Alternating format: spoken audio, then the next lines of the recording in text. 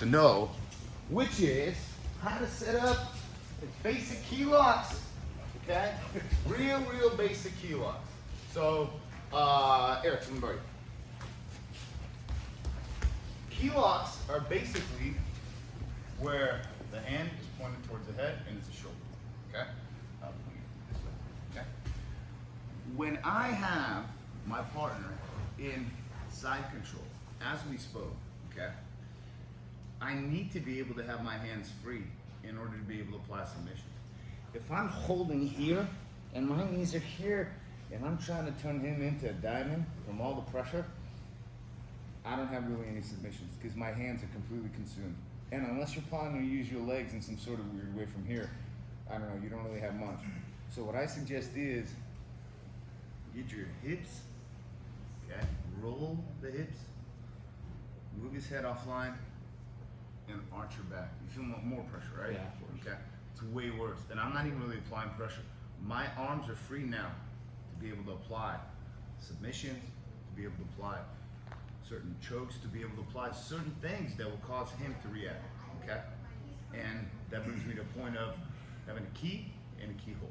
So when we're in this position, see how his arm's bent?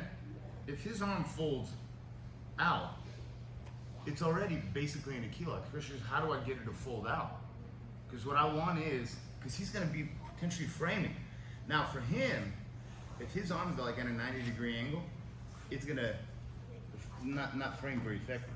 The framing, my neck, look. So from here, it's not going to be a very effective frame. He wants to keep it as a, as they say, obtuse, I believe. Okay. And he wants to guide my head that way and lock it, yeah, because here it's harder for me to bend, okay? But if I roll my hip and bend it here, it becomes easier. And I keep it, and I'm starting to use my chest here, because here, I can grab that hand and attack the key lock right from side control, okay? Which sometimes you'll get it, sometimes you won't. But you have to be able to understand how to threaten a key lock. Because what this will do is, it may cause him to move his hand in a different direction. So let's say I got it, he straightened it and brought it down. Well, he doesn't want to do that, because that will happen. He'll bend it the other way, okay? And this is how you get them already to begin to give you an opportunity to turn him over, okay? And start off. If he doesn't hold it, I've got a reverse Kimura right here. This is a reverse Kimura. Here's Kimura. When the arm is facing down, we have Kimura. When the arm is facing up, key locks. When the arm is facing straight, when the arm's straight out, arm locks. So you have three. This. Before it can travel from a key lock to here, oftentimes it goes through a straight arm. So if you can catch it, fantastic. But concepts, you have to understand is this. Think of yourself as a locksmith. What does the locksmith have? The locksmith has a key, basically, that he can fit into any keyhole. Jiu-Jitsu is just a series of windows that open and close, or keyholes that appear and then they close and reappear in a different keyed form. So you have to have a different key. Because if I'm using a key here that is applicable for passing guard, man, that key won't fit in that keyhole. So I have to do one of two things. Fit the proper key in the proper hole here, because the proper hole here is key lock. Ironically, see how that works. So I didn't intend it to work out this way, because it's a key lock, okay? So I now have the key for the hole that's presented here. If he straightens out this arm here, for me to do a key lock and use that key, that hole is gone, okay? It's no longer here. This is the Kimura here. But maybe what I did was that maybe I threatened a key lock when really wanting to set him up for Kimura. Maybe I, instead of chasing him with the proper key for the hole that appears, maybe I had a 1 or 2, 3 keys already available, and I aligned them with the potential key hole that made itself present. And I was ahead instead of behind. Because if you're chasing that key hole with the key, you're gonna be kind of behind. And you have to learn, number one, how to find the proper key for the keyhole that fits, and then to eventually anticipate what kind of keyhole is going to appear and what keys you need to have ready. But to do that, you need to come, you need to train, you need to learn all that kind of stuff. So we're going to just work on one keyhole, which is ironically the key lock. Number one, I have to have the underhook here, and I need to use my body. Okay, my elbows can't be stuck to the mat because I have to have them free to move. Okay, so he's going to frame my head. Okay, and my head is going to be able to control this right here, and I'm going to get my right hand under.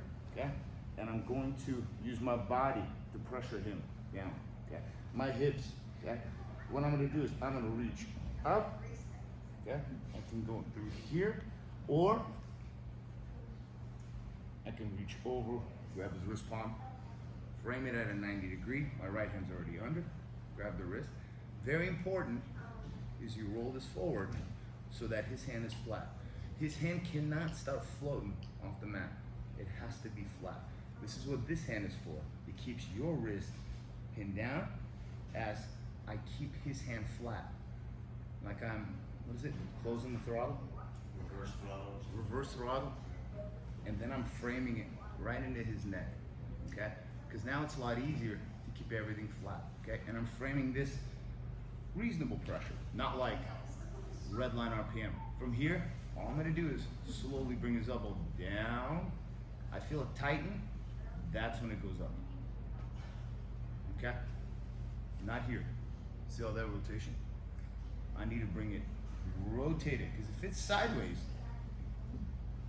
see how far it goes? If it's flat, see how far it goes? Right about there, I feel it start to tighten. I go a little bit further and then start bringing it up the ramp. But I have to use pressure to control his chest. Okay, so nice and easy. We're here, he's framing the hip here. Okay, I want to keep my hand under, and I want to be able to kind of trap his wrist right here, just so that he can't just, out of fear of getting key lock, straighten it out and go that way, because then you have to switch. Because what I do with you guys is, like Jack, or Luke, you're trying to get a key lock, I straighten it and bend it. And now from here, you gotta switch your hand. Go here, and go back into key lock. Key lock. All right, over here. And I straighten it, bend it, straighten it. And then you're doing the chase. Okay. Which you can do, it's a lot of fun. But here, I just want you guys to be able to get this pressure here, pin it, roll it, control it, frame it, okay? And then your chest is on their chest, and I like to do it head up, okay? Because I can do pressure here. For self-defense purposes, I move my head away. But notice how it relieves the pressure? But by that time, you're already torquing this and moving it up the ramp. If I did this, see how he can move also, okay? And I have to frame here as this keeps it flat. My hand keeps my wrist flat. You feel that pressure? Mm-hmm. Okay. And as I move it down, I go, it's tightening. And then my right elbow comes off the mat as I pull off the mat. Okay? Let's try it. 1, 2, 3. Grab somebody. Caroline, go with the cat, please. Just basic key lock.